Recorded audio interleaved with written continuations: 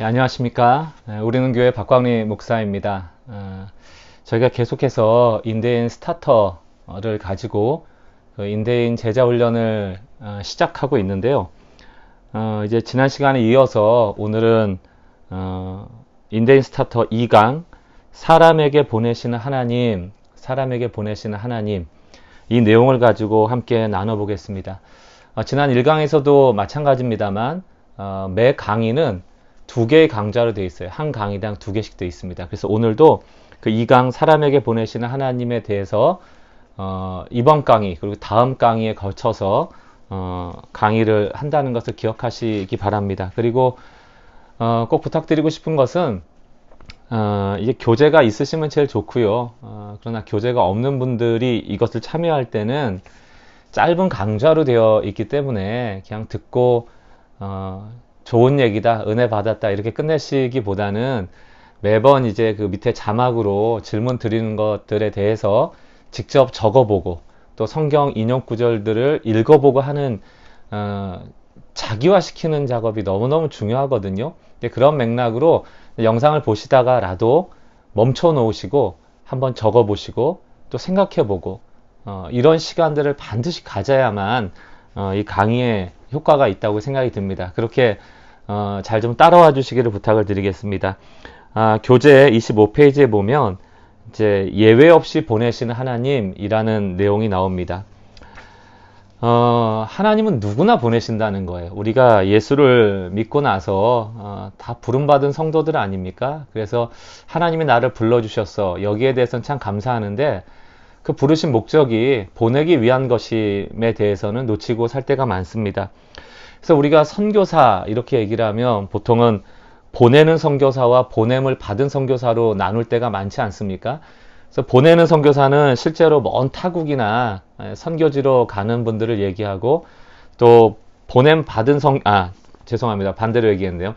이제 보내는 선교사는 직접 가지는 않지만 뭐 기도로 후원한다거나 아니 물질로 후원하는 그런 선교사를 얘기하고 보냄 받은 선교사는 직접 타 지역으로 보냄을 받은 선교사로 우리가 오해할 때가 많습니다. 근데 과연 그럴까요? 성경을 보면 하나님은 부르신 하나님의 일꾼들, 종들, 성도들을 항상 보내십니다. 예외가 없어요. 뭐 아브라함과 야곱, 모세, 다윗, 특별히 예수님에게까지 다 보냄받은 소명자들입니다. 그래서 신학적 용어로 이 보내시는 하나님을 미시오 데이, 이 미시오라는 게 미션, 보낸다라는 개념이거든요. 선교지로 보내던, 세상으로 보내던, 보내는 분 하나님이시고요.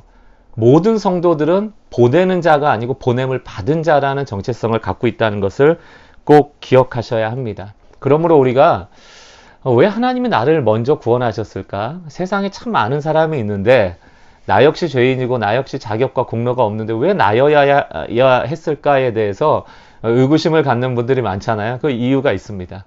내가 잘나서가 아니고 보내시기 위한 것입니다. 유대인들은 이것을 오해했어요. 자기들이 하나님의 선민이 된 것이 유대인만 구원받은 자다, 유대인만 선택받은 자다라고 오해를 했죠. 그러나 하나님의 계획은 무엇이었습니까? 유대인만 구원하시려는 게 아니고 유대인을 통하여 온 민족을 구원하기 원하신 것입니다. 마찬가지죠.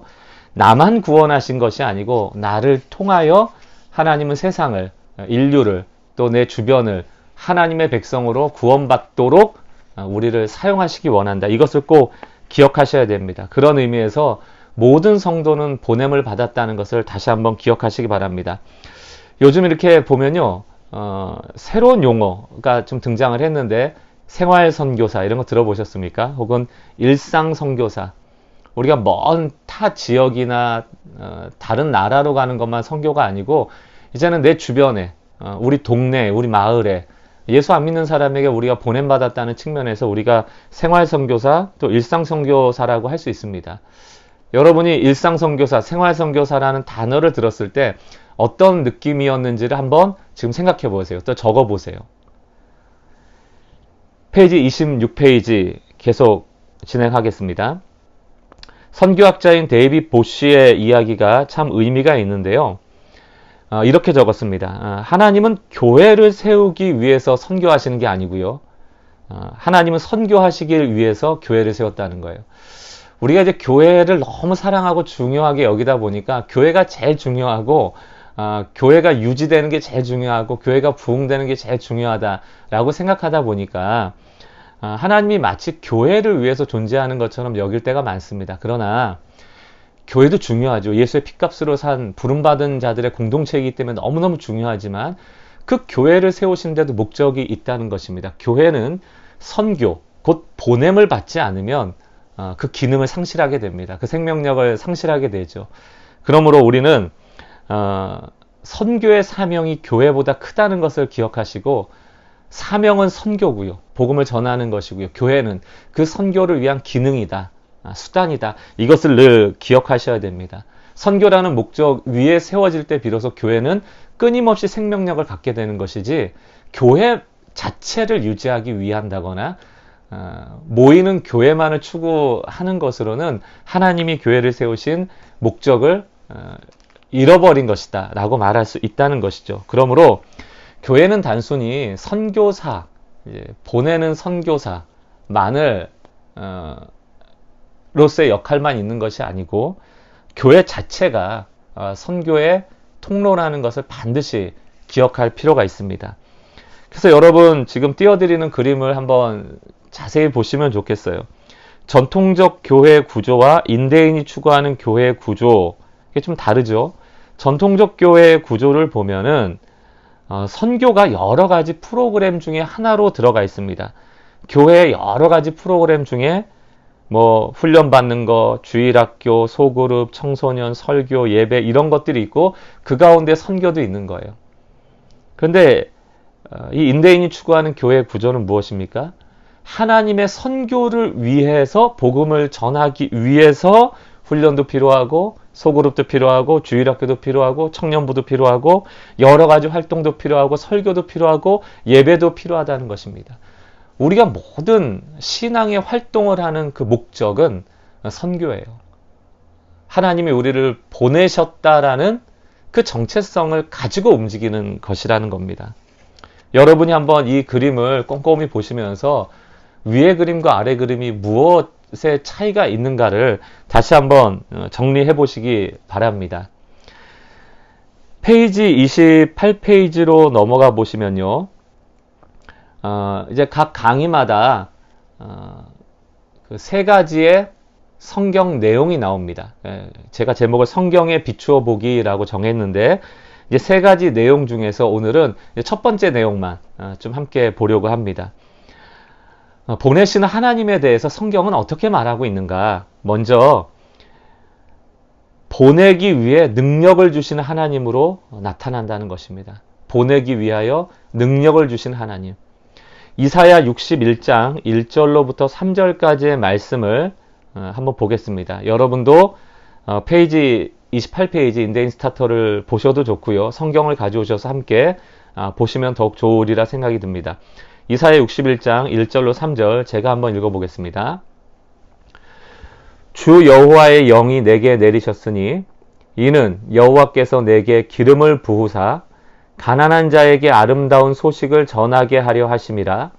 나를 보내사 마음이 상한 자를 고치며 포로된 자에게 자유를, 갇힌 자에게 노임을 선포하며 여호와의 은혜의 해와 우리 하나님의 보복의 날을 선포하여 모든 슬픈 자를 위로하되 무릇 시온에서 슬퍼하는 자에게 화관을 주어 그 죄를 대신하며 기쁨의 기름으로 그 슬픔을 대신하며 찬송의 옷으로 그 근심을 대신하시고 그들이 의의 나무 곧 여호와께서 심으신 그 영광을 나타낼 자라 일컬음을 받게 하려 하심이라. 자, 여러분 이 성경 구절을 보시고 그 28페이지 밑에 문제를 한번 여러분 풀어보시기 바래요. 묵상해 보시기 바랍니다.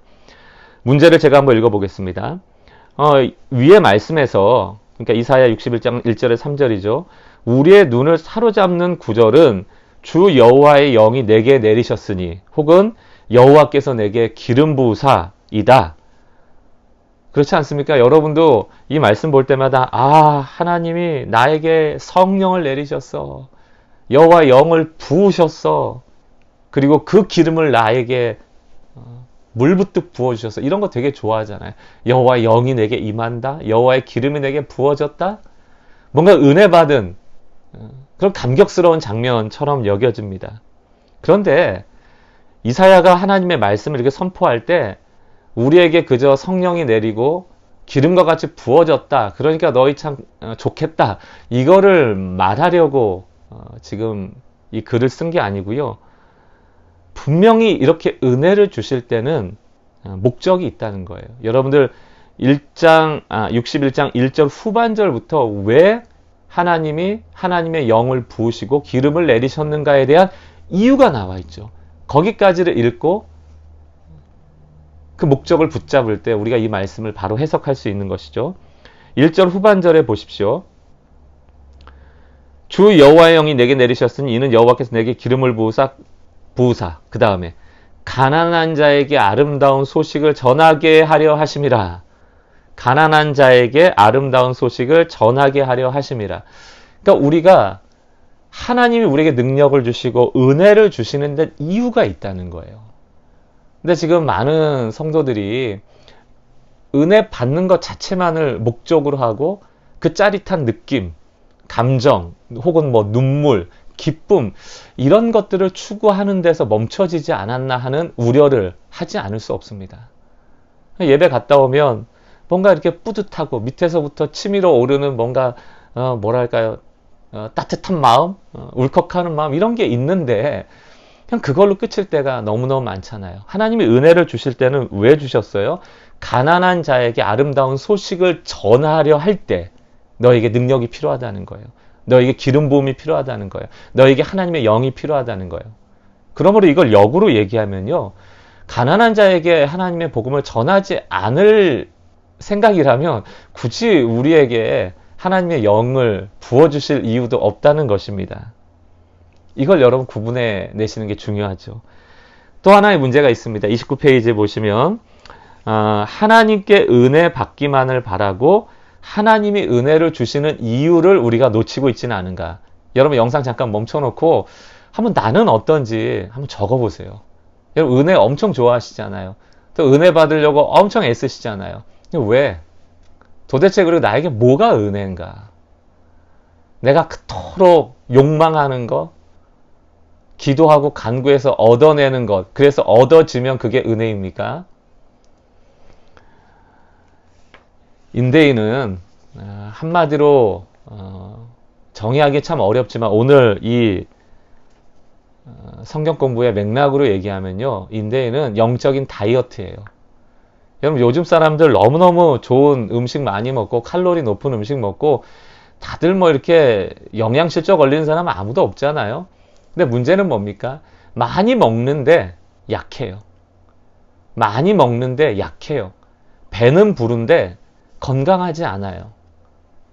우리에게도 이런 영적인 은혜를 많이 추구하기도 하고 받기는 하는데 영적인 실력이 약해요. 왜 그럴까요? 비만했기 때문입니다. 인대인은 비만해진 영적인 상태를 다이어트를 통하여서 건강한 상태로 바꾸는 것입니다. 여러분 은혜만 받아 먹으면 늘 살이 찔 수밖에 없어요. 은혜를 주시는 이유는 놓치고 그냥 주님 나에게만 내게만 불로 해가지고 맨날 은혜만 먹으면 그게 바로 영적인 비만이 됩니다. 하나님은 은혜를 주실 때 그 은혜를 누군가에게 나누고 쏟으라는 것이거든요. 그 은혜를 혼자 소유하는 것이 아니고 그 은혜를 누군가와 나누는데 그 은혜의 목적이 있다는 것을 놓치면 안 됩니다. 그러므로 우리 사랑하는 성도 여러분들 오늘 이 강의 제목이 보내시는 하나님이에요. 신앙의 목적도 보냄받은 자로서의 정체성을 우리가 거기에 맞춰서 순종하는 것, 그것이 신앙이죠. 인대인은 실천하게 하는 데 목적이 있습니다. 우리 사랑하는 성도 여러분들이 오늘 이 강좌를 좀 꼼꼼하게 묵상함을 통하여서 내가 신앙생활하면서 놓치고 있는 게 무엇인가? 나는 그저 하나님이 부르신 교회라는 곳에 머물러 있지만 않았는가? 내가 과연 세상 속으로 나가서 할 일에 대해서 고민한 적이 있는가? 그 부분에 대해서 여러분 진지하게 좀 살피시는 그런 시간이 되길 바랍니다. 꼭 부탁드립니다. 짧은 강의예요. 그렇기 때문에 강의만 듣고 끝내시면 안 되고 밑에 자막으로 달아드린 그런 질문들을 여러분 하나하나 꼼꼼하게 고민하고 묵상하고 기도하는 시간을 가져서 이 내용들이 나의 삶에 적용되어져서 인대인, 제자로서 여러분 변화되어지는 그런 은혜가 있기를 주의 이름으로 간절히 축복합니다. 우리 다음번 시간에는 이제 2강 남은 성경의 내용들을 살펴보는 시간 갖도록 하겠습니다.